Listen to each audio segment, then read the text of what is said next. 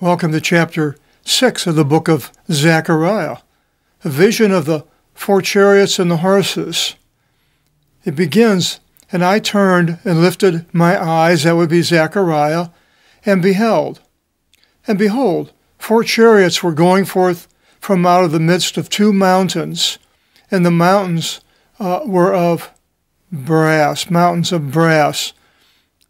We're told in the New Testament, in the book of Revelation, the closest thing I could find to this that would relate would be in chapter 9, verse 9. It says, and about the locusts that come out of the earth, and they had chest plates of iron, and the sound of their wings is the sound of many chariots of horses running to war. So this description is pretty well follows both in the Old and the New Testament. The chariots are like tanks today. They were pulled by horses, and they had soldiers on them, and they were very powerful machines that could wipe out the enemy very easily, because a man on foot would have a hard time defending himself against that. As far as the mountains of brass, it says in Jeremiah 1:18, "Behold, I have made you in today's day as a fortified city and as a fortified wall of brass."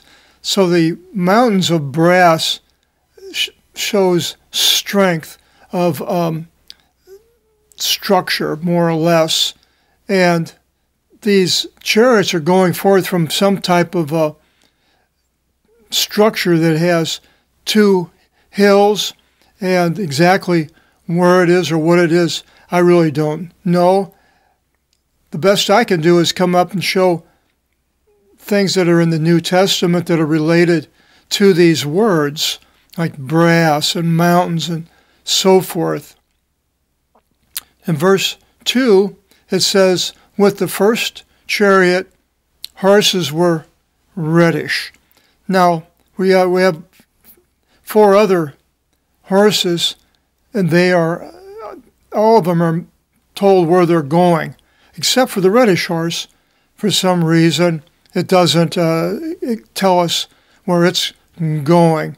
But in Revelation 6:4, or Revelation 6, we're told about the horses there and what they are for. Now, whether they're the same, these are horses in Revelation, not chariots. These chariots had horses, but there may be a tie-in to the 2. As far as the reddish horse, it says in Revelation 6:4, "And went forth another horse, fiery, and to the one sitting upon it was given to him to take peace from the earth, that they shall slay one another.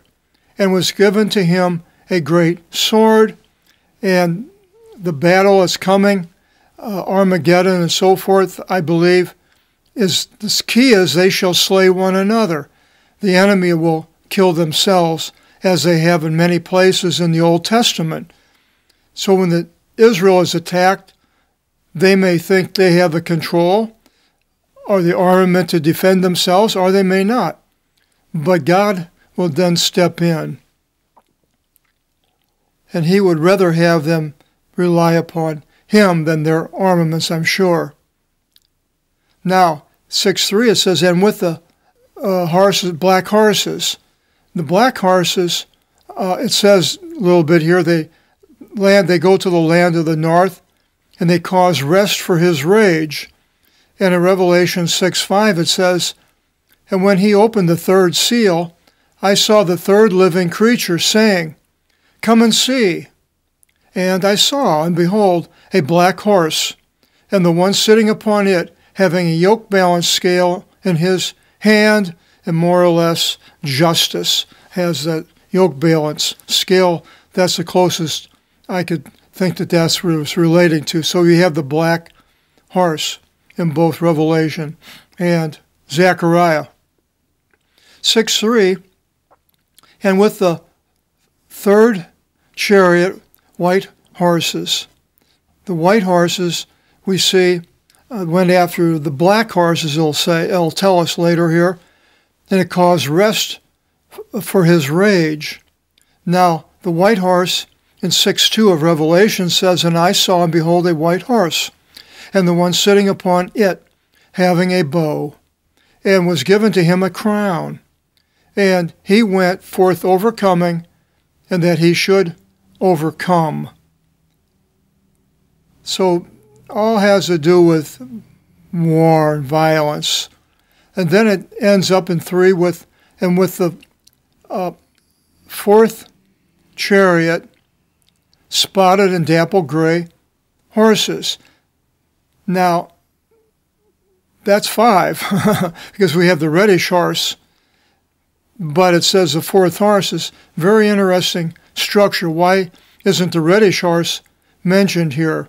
But instead we have, it says the fourth horse is the spotted and dapple gray, but they're not the same because they go and do different things, as we'll see.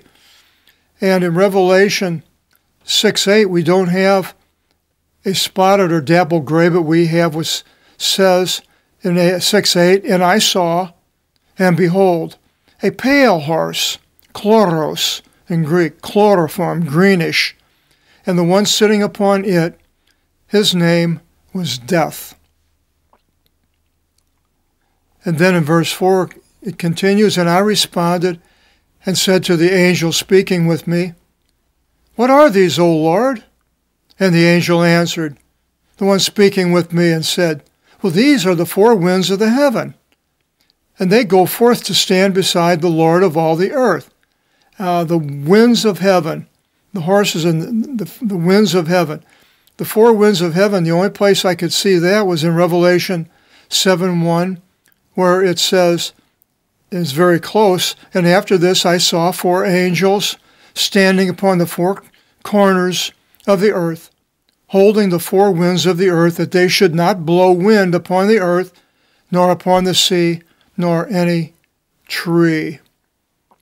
So that's the closest I could see with Revelation. But here, they stand beside the Lord of all the earth. I couldn't find it, Lord of all the earth, that structure. There's just thousands of lords in the Bible and thousands of earth. And you can check it yourself and go through if you are so inclined to do. See if there are, this structure appears anywhere else. But now, some people would say, in this Kyrio here is not the tetragrammaton, not Kyrios, the Lord. And the ruler of the earth is mentioned by Jesus in John 12:31. He says, "Now is judgment of this world. Now the ruler of this world shall be cast outside." But it's not the earth. The ruler of the world is the cosmos, way more than just the earth. So here, this is either God or it's a actual ruler on the earth, maybe at a future time, Jesus possibly, with which were the black horses.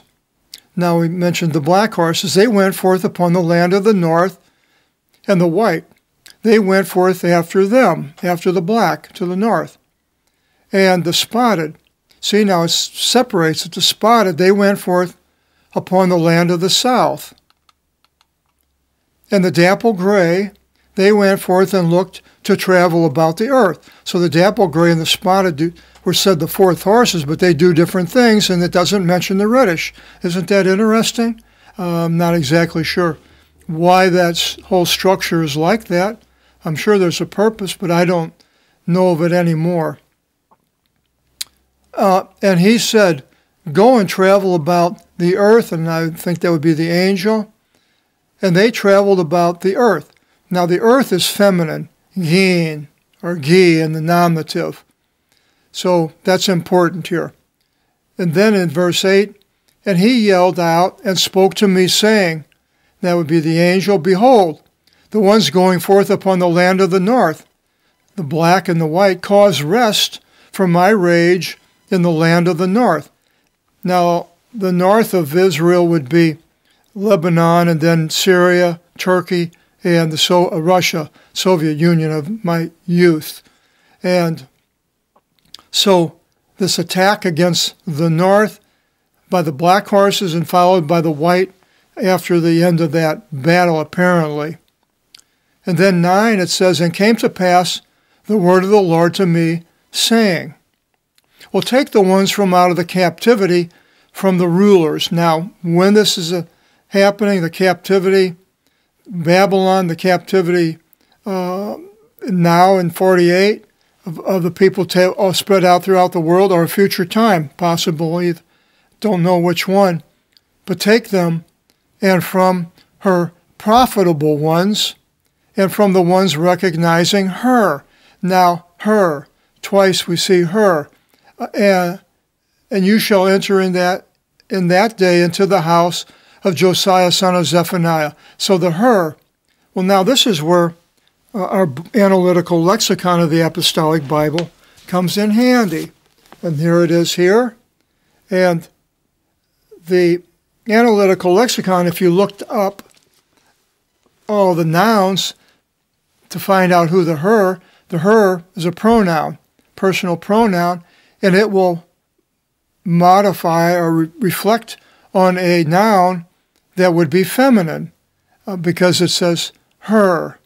And the only feminine noun that I saw before this is twice, and that's ge, a land.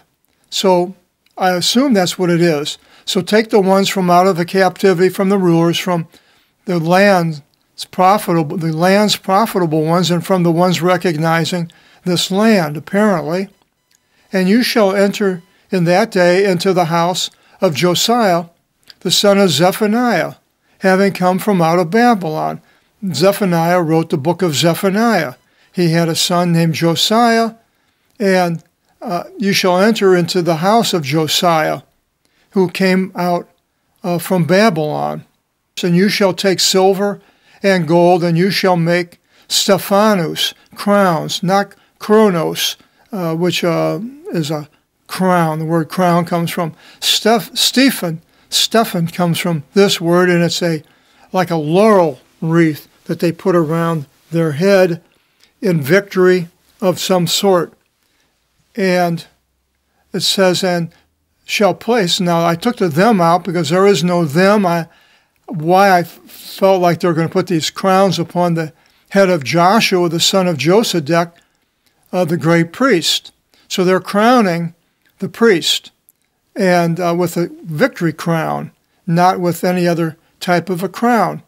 We can see in 1 Corinthians 9:25, it talks about the victor's wreath for this word Stephanos. And then Philippians 4:1, it talks about for us receiving a crown of joy. 1 Thessalonians 2:19, a crown of boasting. And we're victorious, we can boast. 2 Timothy 4:8, a crown of righteousness. We're righteous, that's our crown. James 1:12, and Revelations 2:10, the crown of life, victorious through life with Jesus Christ. 1 Peter 5:4, a crown of glory that will shine on our heads. And then Revelations 4:4, it talks about the 24 elders having crowns, and the Revelation 6:2, a white horse with a person on it with a crown. 9:7 of Revelation, the locusts with crowns. And then Revelation 12:1, a woman with the head with a golden crown of 12 stars. And Revelations 14:13, the Son of Man on a cloud with a golden crown and a sharp sickle. So these are all Stephanos, these laurel wreaths, if you will. So the victory. And you shall say to him, thus says the Lord Almighty. Now, I believe this is from here on referring to a future time to us today, my opinion, and I'll show you why. And goes back to, behold, a male rising is his name, and we went all through rising in the 5th chapter. You can go back to the last one, and how I relate it to Jesus. And from beneath him he shall rise and shall build the house of the Lord. Now, the reason I've mentioned that this is a future, because there are 10 verbs following here that are all future tense words. And you shall say to him, he shall rise from beneath. He shall build the house of the Lord. He shall receive. He shall sit and rule. Shall be a priest. Peaceable counsel shall be. All these future tense words after verse 12. He shall rise and shall build the house of the Lord. It doesn't say, well, they're already building the house of the Lord, and so this is a future temple. Now, the temple of the Lord could be referring to, which I believe it is, rather than a physical temple, but could be both. And he shall receive virtue. Now, here's another word we need to remember. Aratin, again, using our book, Analytical Lexicon, you can look up 703, and you'll find out that this is a noun, and it's in the feminine. And anyway, he shall receive virtue and shall sit and rule upon his throne, and there shall be a priest at his right. And we are to be priests to serve in the book of Revelation. I should have copied that out, but I didn't. But it's in there. And peaceable counsel will be between both. Now, this, I believe, the counsel is also feminine. So, peaceable counsel will be between the priest and between Jesus. I believe that's relating to the future time. Then 14, but the crown, the Stephanos, will be to the ones waiting. So, all of these crowns are going to be to people that God will put the victory wreath on, possibly you, possibly me, and others that are waiting for this to happen, this crowning. And to the ones profitable of her, and to the ones recognizing her. Now remember, I was saying, now here we have the avtis, feminine, of her, avtin, of her. Now the only two feminine nouns, which could be the ones, I suppose, would be virtue or peaceable counsel. Recognizing these good things are the ones that will be, the crown will be to. And that would be fit into the future time with the believers being with Jesus. And for the favor of the son of Zephaniah, that was Josiah, and for a psalm in the house of the Lord. Now, that is about, I'm not exactly sure, unless this is going to happen, what I just mentioned, instead of in the far future, rising and all this happens at the time that this is referring to a near time. That's a possibility also. And the ones far from them shall come and shall build in the house of the Lord. Well, people coming at that time or a future time, they shall build in the house of the Lord.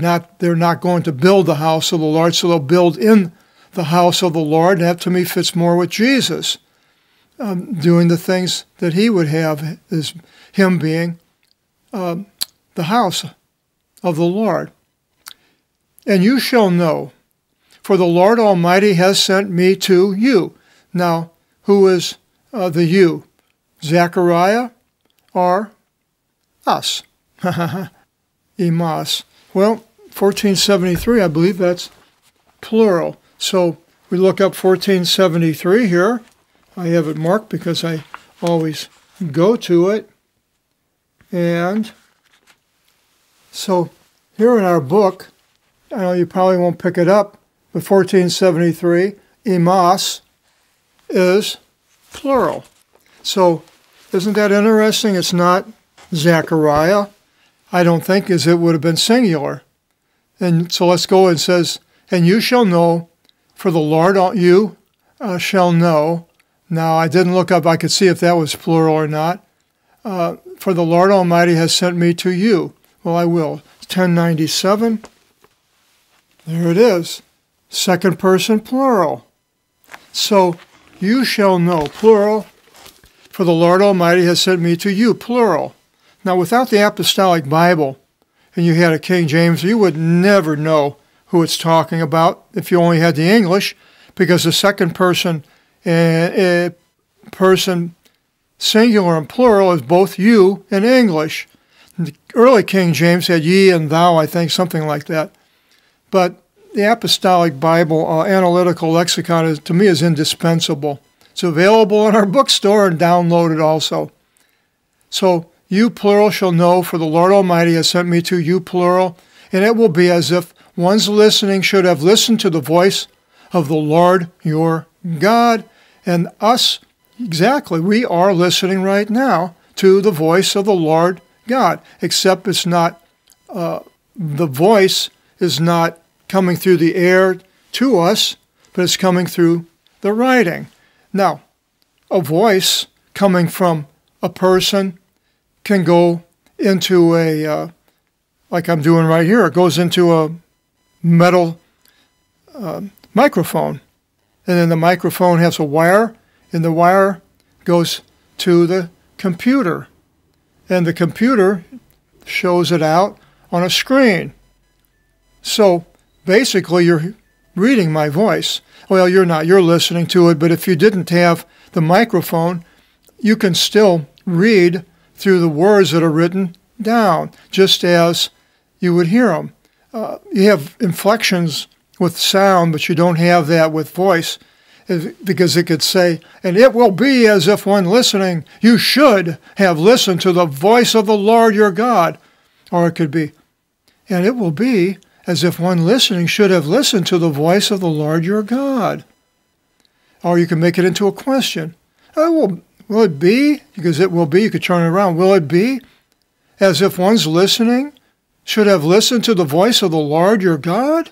So inflection, yes, with the vocal, and you don't have that, but you have way more inflections with the Greek than you do the English. So the Apostolic Bible's Analytical Lexicon, highly recommend it. Chapter 7, Obedience is Better Than Fasting. Our next video seminar, hope you join us. Till then, God bless.